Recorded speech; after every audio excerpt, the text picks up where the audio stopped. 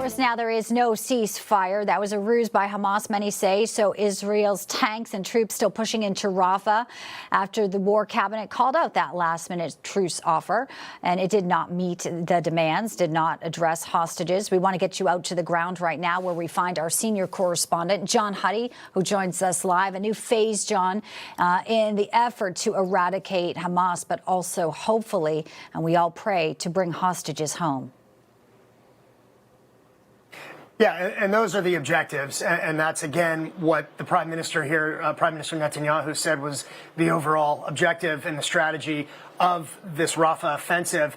That said, the IDF armor, tanks, armored personnel rolled into Rafah and took control of the Rafah border crossing across the border in Gaza early this morning as what has been described as a quote-unquote counterterrorism operation. The IDF released video this morning showing tanks and, like I said, armored vehicles entering the Rafah side of the border crossing and also raising the Israel flag. Well, last night, Israel bombarded, as I was showing you throughout the evening as we were on the ground, bombarded eastern Rafah with airstrikes, heavy artillery fire, and as the sun set, that really intensified as we saw throughout the day. And then flares went up, indicating those ground movements. And then we heard that tanks had crossed in the border late last night, early this morning. And then, of course, we see the images from this morning at the Rafah border crossing. Today, artillery fire and airstrikes continued, but certainly not with the intensity and not at the level that we saw yesterday and yesterday evening, as I was just talking about. We also passed, and this is an interesting point, we also passed at least 24 tanks by my count and numerous other armored vehicles leaving the southern Israel border region with Rafah this afternoon as we were driving down. And we actually were following, we were behind 3 Merkava tanks in front of us as we were leaving the region late this afternoon.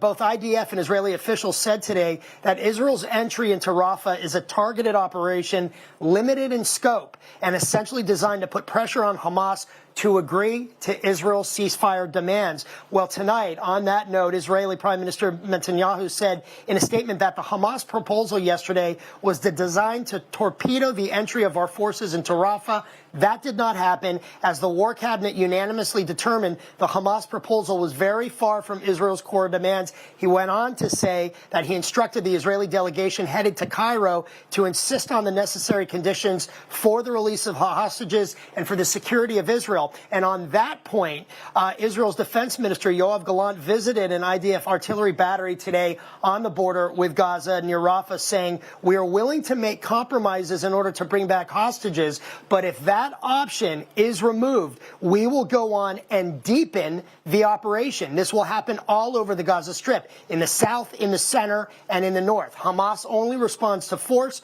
so we will intensify our actions, and the military pressure will result in us crushing the Hamas terrorist organization." Final point, this is the Kerem Shalom crossing area once again where we were, came under rocket and mortar fire earlier this afternoon, and even rockets were fired when we were on the ground there this afternoon as well, Bianca. The IDF, meantime, said the Kerem Shalom crossing will remain closed until security conditions permit for it to be reopened.